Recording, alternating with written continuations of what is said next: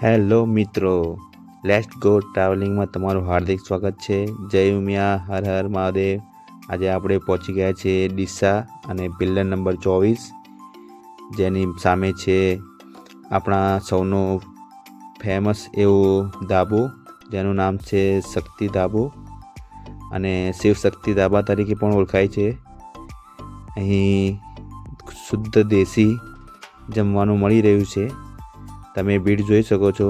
અહીં ક્લાસ 1 અધિકારી પણ અહીં ગાડીઓ લઈને જમવા માટે આવે છે અને રાત્રે તો કલાકો સુધી વેઇટિંગ હોય છે। અત્યારે વાગ્યા છે બપોરના 12:30। અત્યારે અડધો કલાક વેઇટિંગ કર્યા પછી આપણો નંબર આવી ગયો છે। તમે જોઈ શકો છો નવા બસ સ્ટેન્ડની બિલકુલ સામે અહીં સરસ મજાનું જમવાનું મળી રહ્યું છે। આપણા સાથીદારો જમવા બેસી ગયા છે અને આપણે અહીં ઓર્ડર કર્યો છે દહીંનું રાયતું અને ચરકટની સબ્જી। અહીંની ચરકટની સબ્જી ખૂબ જ ફેમસ છે।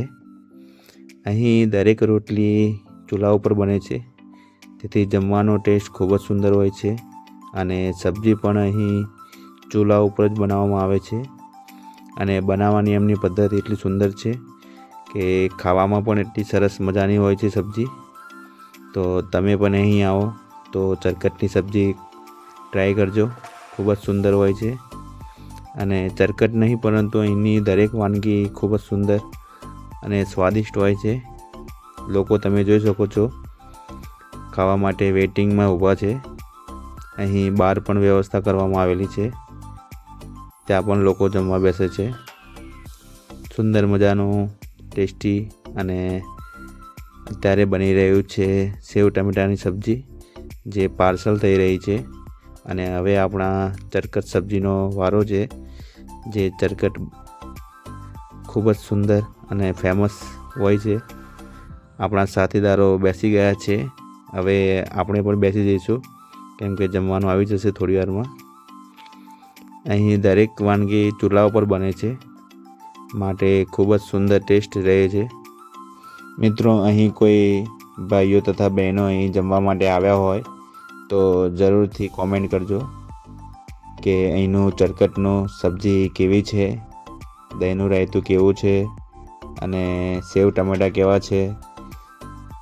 અહીં આપણે અત્યારે જમી રહ્યા છીએ, સરસ મજાની સ્વાદ છે અને તમે પણ કોમેન્ટમાં જરૂરથી લખજો કે ટેસ્ટ કેવો હોય છે। જ્યારે તમે અહીંથી નીકળો તો એકવાર જરૂરથી પધારજો। અત્યારે આપણે પુલાવનો ટેસ્ટ કરવા જઈ રહ્યા છીએ, મંગાવી દીધા છે આપણે વેજ પુલાવ, તો હવે આપણે ટેસ્ટ કરીશું। અને મિત્રો, તમે અહીંથી નીકળો ત્યારે પિલ્લર નંબર 24 ખાસ યાદ રાખજો। એ પિલ્લર નંબર 24ની બિલકુલ સામે છે અને રાત્રે આવો તો અડધોથી પોણો કલાક વેઇટિંગ સમજીને આવવાનું, કેમ કે ખૂબ જ ભીડ હોય છે અને બપોરે પણ તમે જોઈ શકો છો અત્યારે વેઇટિંગમાં ઊભા છે, તો આવી જ ભીડ ચાલુ રહે છે કેમ કે એમનો હાથ ખાવાનામાં એટલો સરસ ટેસ્ટ છે કે આપણે આગળ ચાડતા રહી જઈશું। તો આવા જ વિડીયો સાથે આપણે ફરી મળીશું।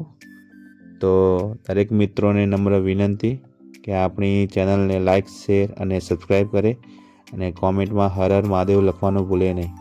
હર હર મહાદેવ।